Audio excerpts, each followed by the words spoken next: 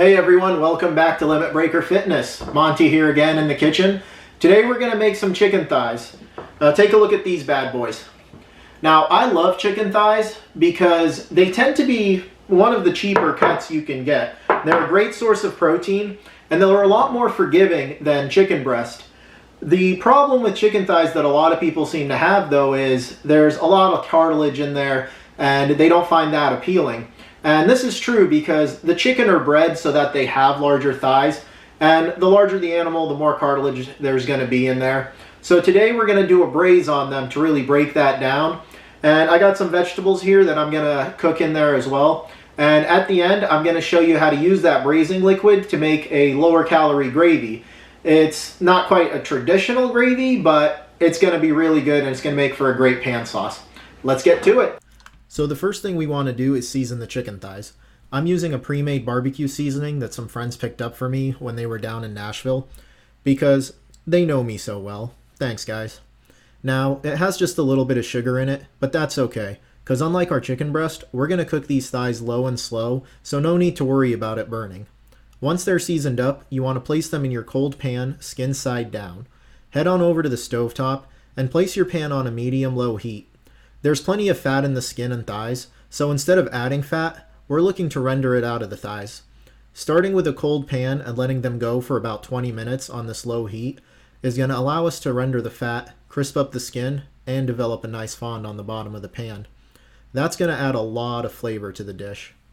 While those are going, we can prep our vegetables.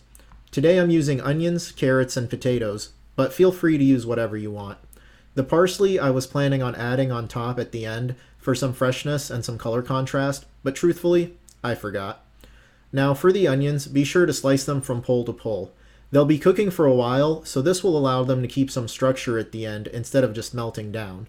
The carrots, I'm going to do the roll cut that we learned before, and the potato I'll just chop into bite-sized pieces. If your goal is weight loss, feel free to leave the potato out and replace it with something else that can handle a longer cooking time, something like a turnip or any other root vegetable. Back over the stove, those thighs have been going for about 20 minutes, and we've accomplished all three goals. We've rendered the fat, the skin is nice and crispy, and we've got a nice brown fond on the bottom of the pan. Take those thighs out and put your carrots and onions in. Now we're just looking to sweat these down on a medium heat for about 5 minutes. Then move that to the side and we'll add our potatoes. They're going to soak up that fat and get crispy, but if we added them from the beginning, they would have taken up all that moisture and everything else would burn. Let the potatoes sit for a few minutes until they get crisp, but be sure to stir the carrots and onions so they don't burn.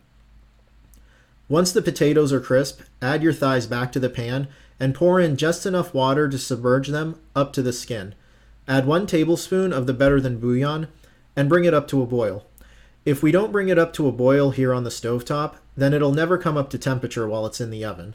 Place it in the oven at 350 degrees Fahrenheit or 175 Celsius and let it go for about an hour. Now, you could just let this simmer on the stovetop and it'll only take about 20 minutes, but all that evaporation is going to make the skin wet and gross. The meat won't be nearly as tender either, and that's our goal here. After an hour, take it out and use a thermometer to make sure that they're cooked through. You want dark meat to reach about 185 degrees, but even if you get up to 200 like I did here, that's just fine. It's still going to be very juicy, and it's cooked in that braising liquid, which is going to add a lot more moisture back into it. Now, if you want to turn that broth into gravy, take your thighs out and put your pan back on the stovetop.